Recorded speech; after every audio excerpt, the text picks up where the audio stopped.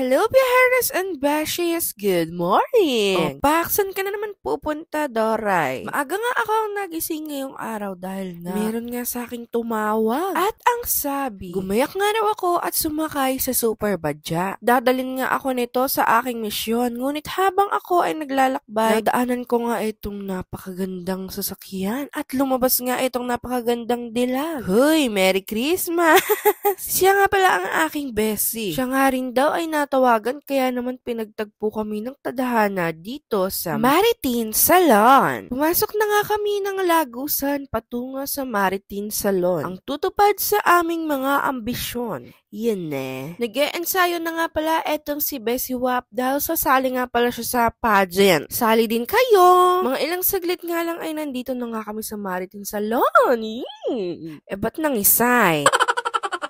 Naupo na nga kami sa mahiwagang upuan na may ilaw sa harapan at may tisyong malaki. Mga ilang saglit lamang ay dumating na nga si Madam Marie. Nagkagulatan pa nga kaming dalawa. Hello, Madam! Siyempre pagkaupo nga namin dito sa mahiwagang upuan ay nilagyan na nga kami ng puting tela at ng kaibigan. Ay, ng plastic pala. Sorry.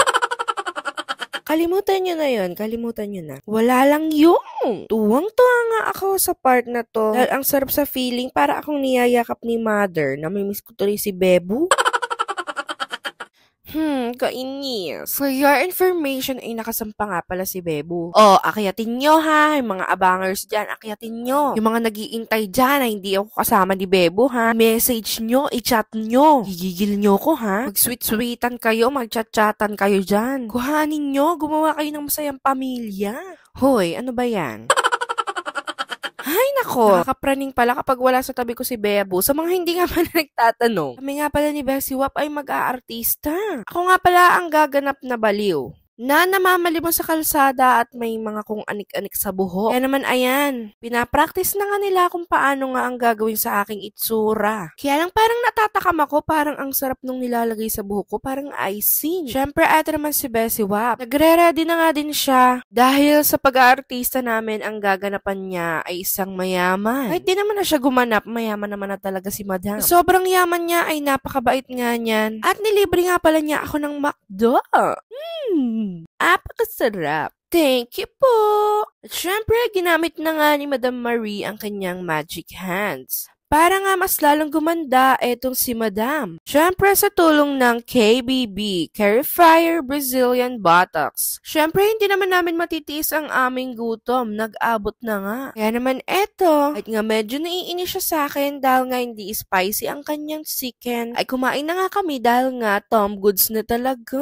Ang kanya nga pala ay 2-piece spicy chicken sana. Kaya lang dahil nga may ear cup ay medyo nabingaw yata ako ng konti. At eto naman ang sa akin ang aking favorite, ang Chicken McDo a la King. Napakasarap nga pala ng sauce nito kaya lang mukhang tinipid. Manong dinagdagan man lang. Binigay pa nga niya sa akin ang half rice niya dahil nga daw siya ay diet. Baka nga raw kulang pa sa akin ng isang kanin dahil nga matinding actingan to mamaya. Ang sa akin ay sa akin. Ibalik mo ang asawa ko! Hoy, ba't ka ganyan? Masayang-masaya nga akong kumakain. Hindi talaga ako pwede magpapalipas ng gutom. Dahil napakahirap ng dinadanas ko, Biharas and Beshies, pag ako nga ay nalipasan ng gutom. Kine-check na nga pala nila ang aking hair kung ito nga ay maluluto na. Dahil pagkaluto nga nito ay pupunta na nga ako kay Bebu sa pulilan at simulan na ang kainan ng McDo. Mga ilang saglit nga lang ay pinaliguan na din ako ni Madam. Loka, muntik pang hindi ko masya ang pagmumukha ko dyan. Kain pa more. Nakakatawa nga dahil ipinapakita na nga sa akin ni Madam ang style-style ng aking hair. Excited na nga akong ipakita to kay Bebu. Meron nga pala akong ipapakilala sa inyo ang aking bagong bestie, si Antoinette. Kaliligo ko nga lang ay pinapaliguan na naman ako ni Madam. Bahong-baho na ata sa akin si Madam. Lalagyan nga niya ng secret ang aking hair. Alam niyo ba, Biharas and Beshies, ma-share ko lang. Napakatagal ko na nga pala dito kay Maritime Salon. Talagang sobrang trusted ko na nga etong si Madam. Dahil kahit kailan ay never nga akong nabigo sa mga gawa ni Madam. Ito nga lang pala sila matatagpuan sa 2nd floor Grandel Building, San Jose, San Miguel, Bulacan. Ang page nga pala nila ay ang Maritime Salon. Habang pinapaliguan nga ako ay natapos na pala etong si Madam Antoinette. O, Pak, sino ka dyan? Napakaganda ng hair. Uuna na nga palang umuwi etong si Bessie dahil nga nauna siyang matapos at sinusundo na nga siya ni Wamos.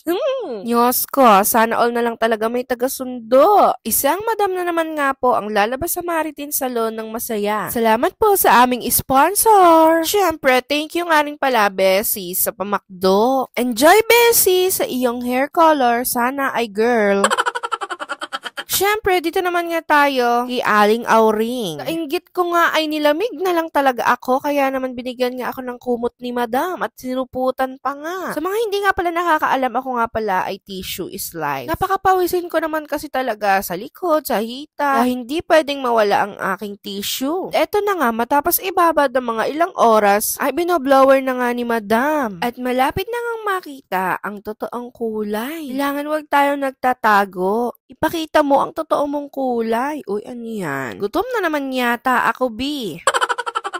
Sa mga oras nga na to ay tumatalo na nga ang aking puso.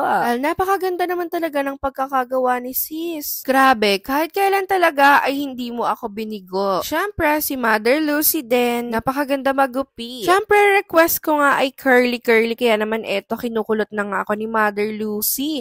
Siyempre, thank you nga pala sis sa luxury hair na free. Grabe, sobrang ganda nito sa buhok. Siyempre, dapat alagaan natin ang ating hair. Kailangan meron din tayong home treatment para hindi laging ngarag ang hair. O diba, pangarap ko talaga maging kulot. Pero hindi salot. Ito na nga talaga, kinikilig ako.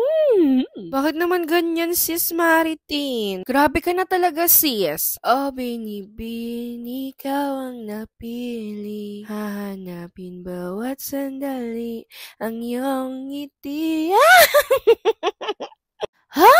Lumabay ka na, Bessie. Andito na ang iyong sundo. Diyos ko, nakatulog na nga. Inabutan na nga ng antok ang aking sundo. Kakakanta ko at kakaarte. Yun lang. Thank you, Biharas and Beshies, for watching. Bye!